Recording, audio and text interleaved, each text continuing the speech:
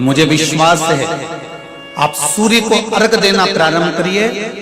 अपने शरीर से मस्तिष्क से तांबे का पात्र 8 इंच की दूरी पर रखकर सूर्य नारायण को उस जल में से देखो, जो जल नीचे आप सूर्य को चढ़ा रहे हो, उस जल में से देखते हुए सूर्य को अर्घ देना प्रारंभ करिए। और धीरे धीरे, अगर बीमारी है तो बिल्कुल स्लो एकदम धीरे धीरे उस पानी को छोड़िए। और पानी को छोड़ने के बाद आप बाबा का केवल सूर्य की आराधना, सूर्य को जल देना प्रारंभ कर दीजिए।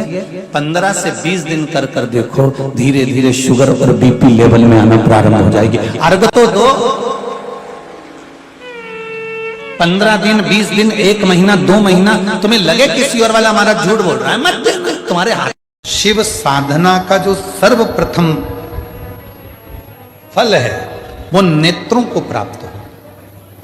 इसलिए जो श्री शिवाय नमस्तुभ्यम जपता है, पंचाक्षर मंत्र नमः शिवाय जपता है, या षडाक्षर मंत्र ओम नमः शिवाय जपता है, या शिवजी के मंदिर में जाकर 1 लोटा जल चढ़ाता है, श्री शिवाय नमस्तुभ्यम का उच्चारण जो दिन भर में कम से कम 11 बार 21 बार भी अपनी जिह्वा से कर लेता है, तो कहा उसके नेत्र सिद्ध होते चले जाते हैं। उसकी दृष्टि पड़ने से भी जीव का कल्याण हो जाता है, मात्र दृष्टि।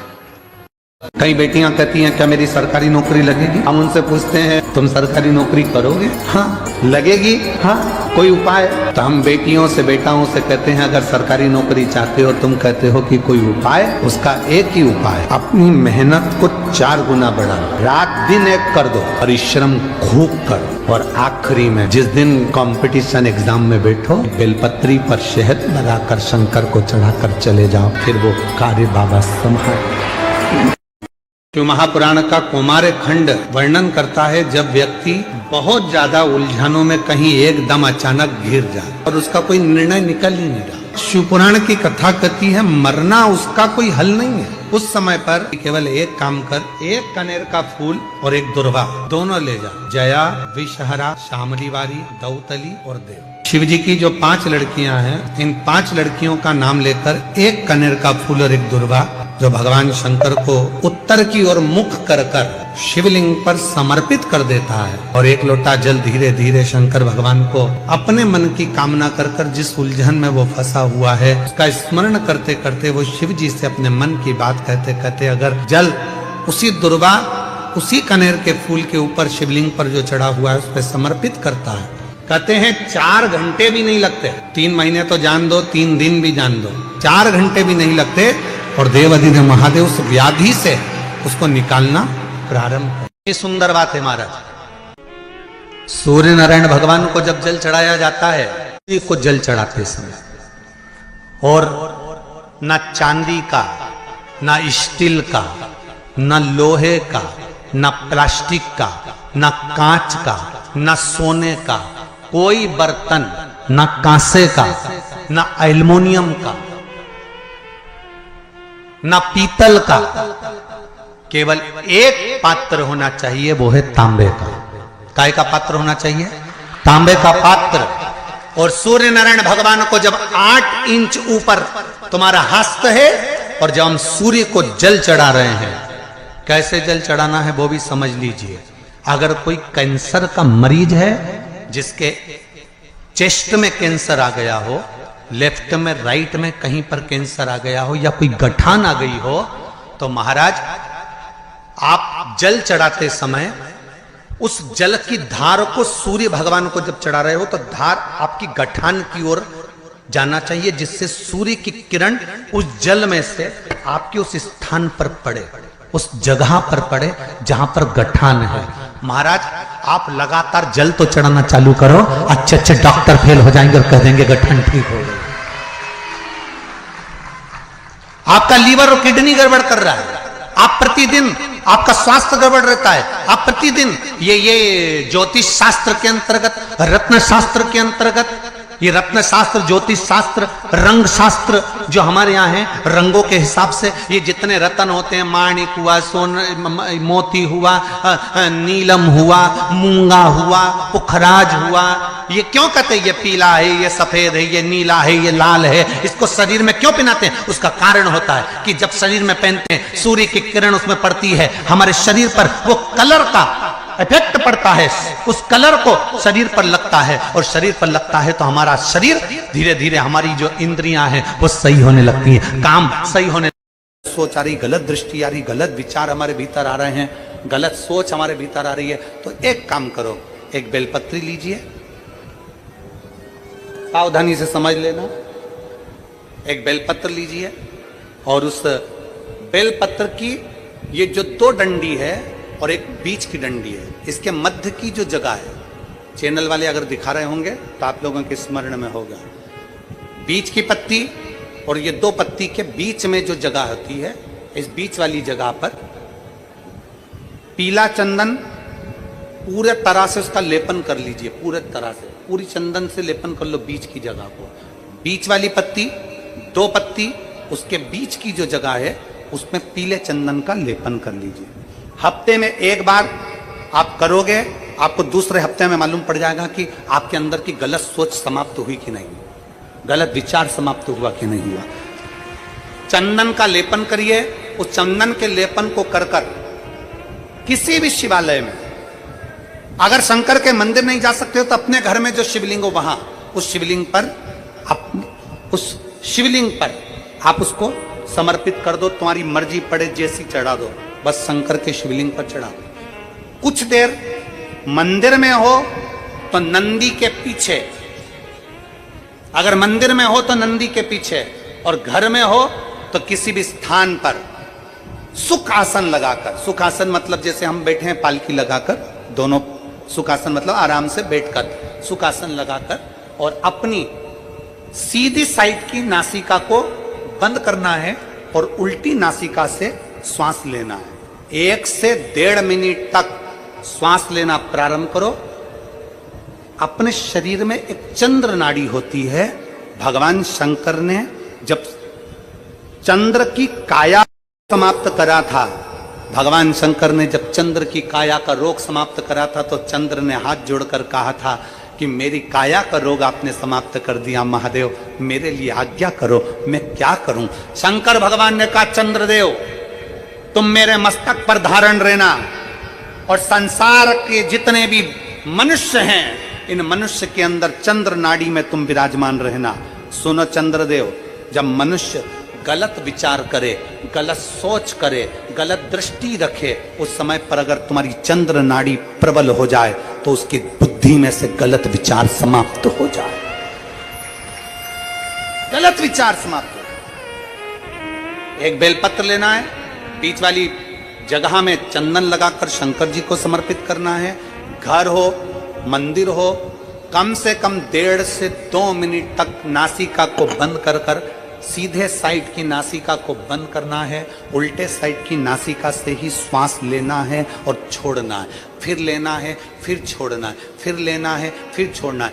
1.5 मिनट 2 मिनट तक आप करते रहिए एक ही नासिका, इस नासिका को बंद ही रखना है, राइट को, लेफ्ट को खोल कर रखिए, और उसमें चंद्र नाड़ी जब ना हो गया, गलत विचार, गलत सोच, गलत दृष्टि, आज के जमाने में हर व्यक्ति गलत सोच को अपनी बुद्धि में भर रहा है, उसका कारण है उसकी चंद्र नाड़ी प्रबल नहीं हो पा रही है। चंद्र नाड़ी को सक्रिय करने का प्रयास करिए। श्री राम शिव महापुराण की कथा जो चल रही है, अवध में राम जी विराजमान होने वाले हैं, उसकी प्रतिष्ठा उत्सव के अवसर पर उसको अच्छे से समझ। 3 जगह स्पर्श करने का फल क्या?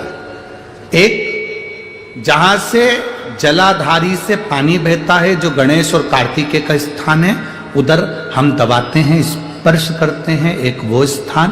दूसरा, बीच में जो अशोक सुंदरी की जगह है, वहां स्पर्श करते हैं। और तीसरा, जो गोल जलाधारी का जो भाग गोल है, हम उसका स्पर्श करते हैं। ये 3 जगह अब उसको समझेंगे।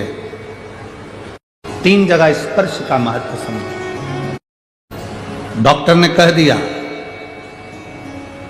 कि तुम्हारे गर्भ में जो बच्चा है उसके हृदय में छेद है, तुम्हारे गर्भ में जो बच्चा है इसकी धड़कन नहीं आई है, तुम्हारे गर्भ में जो बच्चा है वो मानसिक विकलांग लगता है, तुम्हारे गर्भ में जो बच्चा है सोनोग्राफी करने के बाद में, अल्ट्रासाउंड करने के बाद में कोई डॉक्टर कहे कि तुम्हारा बच्चा ऐसा है, उस समय पर तुम्हें एक प्रतिक्रिया प्रारंभ करना चाहिए। शिव जी को जब जल चढ़ाने के लिए जाओ, जल चढ़ाने के बाद में जो जी चरण है जहां से पानी बहता है वहां दोनों साइड बैठकर उस चरण को कम से कम 5 से 7 बार दबाना चाहिए और दबाने के बाद उस हाथ का स्पर्श अपने उदर पर करना चाहिए और श्री शिवाय नमस्तुभ्यम या ओम नमः शिवाय या नमः शिवाय या महामृत्युंजय मंत्र का स्मरण कर लेना चाहिए। 15 दिन के बाद वापस जांच कराओ, डॉक्टर खुद कहेगा कि अब तुम्हारा बच्चा स्वस्थ है, तुम्हारे गर्भ में जो बच्चा है वो स्वस्थ है।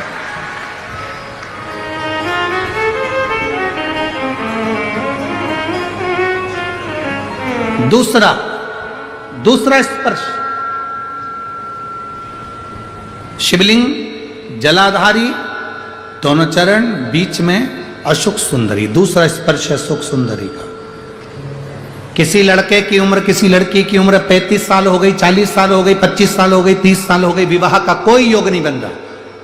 ज्योतिष आचार्यों ने कहा मंगल है, शनि है, ये राहु है, केतु है, सब बोल दिया। आप अपना जल चढ़ाओ महादेव को, जो लड़का लड़की है वो जल चढ़ाए, बेलपत्री का स्पर्श अशोक सुंदरी वाली जगह पर कर कर शिव जी को चढ़ाए और 2 मिनट उस अशोक सुंदरी की जगह का स्पर्श कर कर अपने मन की बात श्री शिवाय नमस्तुभ्यम कहकर या पंचाक्षर या षडाक्षर मंत्र कहकर उस स्थान का स्पर्श कर कर बाबा से विनती करें। 3 से 4 महीने में संबंध जमेगा ही, ये निश्चित है। स्पर्श उस अशोक सुंदरी वाली जगह का होना चाहिए। स्पर्श। तीसरा स्थान, शिवलिंग का तीसरा स्थान है जलाधारी, पार्वती जी की कटी, पार्वती जी का हस्त कमल, गोल भाग। हृदय रोग हो, हार्ट अटैक के लिए बोल दिया, बाईपास कराने का बोल दिया, छल्ला डालने का बोल दिया, कोई पाइप डालने का बोल दिया, कोई एक्सीडेंट का योग बन गया, कोई ऐसा योग बन गया, कोई व्यक्ति मंदिर तक भी नहीं पहुंच रहा है, आप अगर जल चढ़ाकर उस व्यक्ति का नाम स्मरण, गोत्र स्मरण कर कर इस गोल भाग पर अगर अपने हाथ का स्पर्श करेंगे, उसको दबाएंगे और दबाकर बाबा से श्री शिवाय नमस्तुभ्यम कहकर अपने मन की बात कहेंगे, आपको लगभग 1 से 2 घंटे में जवाब मिलेगा कि वो व्यक्ति अब ठीक होना प्रारंभ हुआ। ये 3 स्थान है, 3 स्थान। चिता में एक ही अंतर आता है। एक दिन चिता ने चिंता से कहा कि तू भी जलाती है और मैं भी जलाती हूं। चिता चिंता से कह रही है कि तू भी जलाती है और मैं भी जलाती हूं, तू जीते जी जलाती है और मैं मरने के बाद जलाती हूं। चिंता मनुष्य को जीते जी जलाती रहती है, जीते जी जला जला और चिता जब प्राण चले गए, केवल शरीर बचा है, केवल शरीर।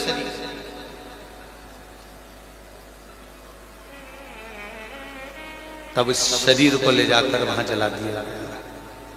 चिंता और चिता में एक ही अंतर भारी है कि चिंता मनुष्य को जीते जी जला देती है और चिता मरने के बाद जला देती है। पर यदि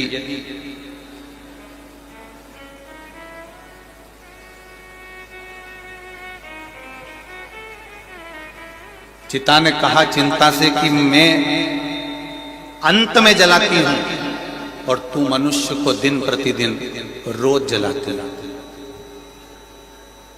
तुझ में और मुझ में कोई अंतर है?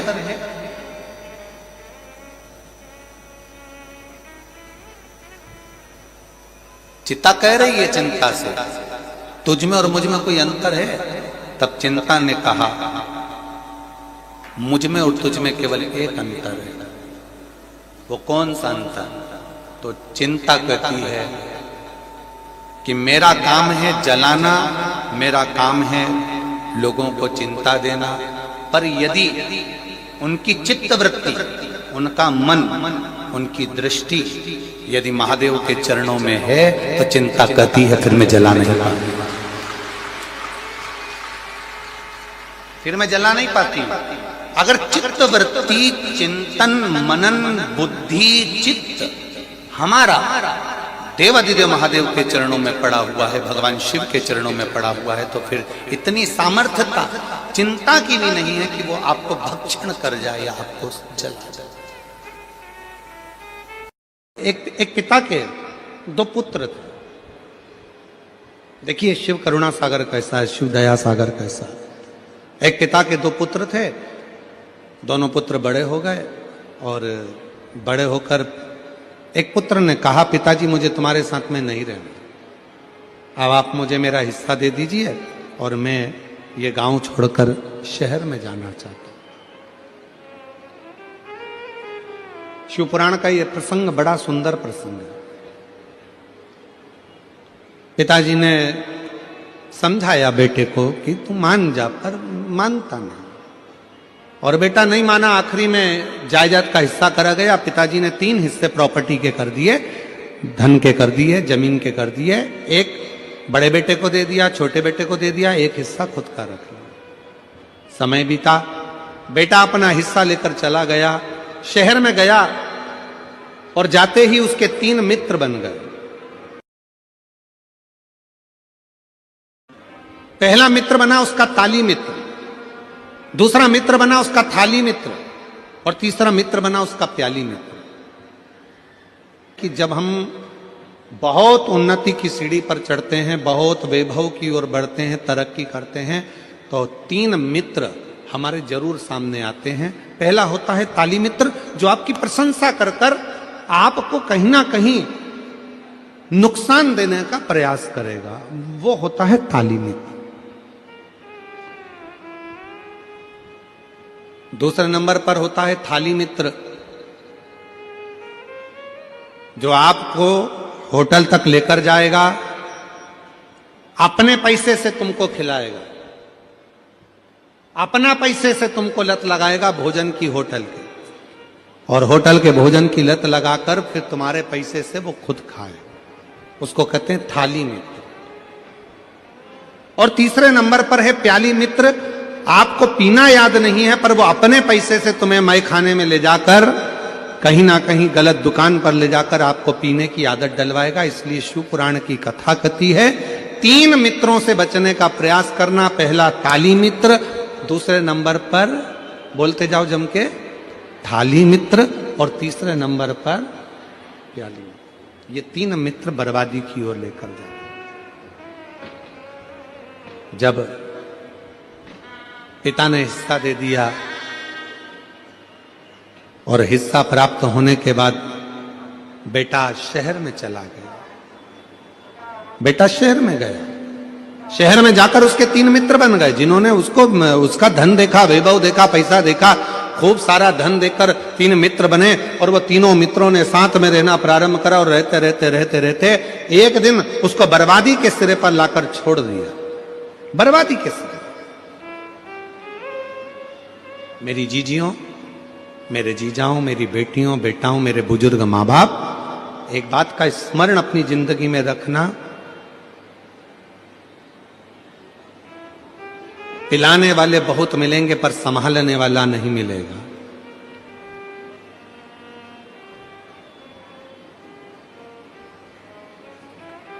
बर्बाद करने वाले ढेर मिलेंगे पर आबाद करने वाला कोई ना मिलेगा। इसलिए अपनी सावधानी अपने साथ में होना बहुत जरूरी है। पर ले जाने वाले ये तीनों मित्र भी साथ छोड़ दिए, कुछ भी उसके पास में नहीं बचा। तब उसके स्मरण में आया, अब करूं तो करूं क्या मैं? क्या अपने गांव वापिस चले जाऊं? अगर गांव जाऊंगा पिताजी धक्का मारकर निकाल देंगे तो कहां जाऊंगा? फिर भी एक बात प्रयास करता हूं कि गांव जाता हूं। मित्र के पास गया, पहले गया अपने मित्र ताली मित्र के पास, अरे यार तू तो मेरा साथ देता था, मेरे को बस गांव जाने के लिए मुझे 100 रुपए दे दे। 100 रुपए ना दिए। फिर गया थाली मित्र के पास में जो होटल में बैठकर साथ में खाता था, उससे कहा मुझे थोड़ा सा पैसा चाहिए, मुझे गांव जाना है। उसने भी नहीं दिया। प्याली मित्र में नहीं दिया। तब अकेला पैदल पैदल पैदल पैदल अपने गांव पर जा रहा, पैदल पैदल। और जब गया देखा पिताजी खेत में काम कर रहे थे, खेत में काम कर रहे। देखा काम करते करते पिताजी का ध्यान गया अपने बेटे पर, और बेटे पर जो ध्यान गया तो पिताजी ने बाहें फैला ली, और जैसे ही बाहें फैलाई बेटा दौड़ कर गया और पिता के गले लग गया। पिता के जैसे ही गले लगा तो बेटा रोकर धड़क कर रोकर कहता है, पिताजी मैंने पूरा धन बर्बाद कर दिया, पूरा पैसा मेरे दोस्तों ने खा लिया, सब कुछ में बर्बाद हो गया, सारे पैसे को मैंने गलत जगह पर लगा दिया, और तो भी आपने मुझे अपने गले से लगा लिया।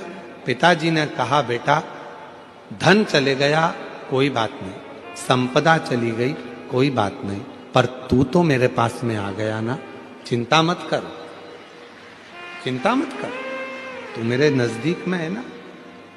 जैसे एक पिता अपने पुत्र के लिए बाहें फैलाकर हाथ फैलाकर खड़ा है और कैसा भी पुत्र है उसको गले से लगा रहा है, उसी तरह मेरा शिव है, उसी तरह मेरा शंकर है, उसी तरह मेरा देव अधिदेव महादेव है।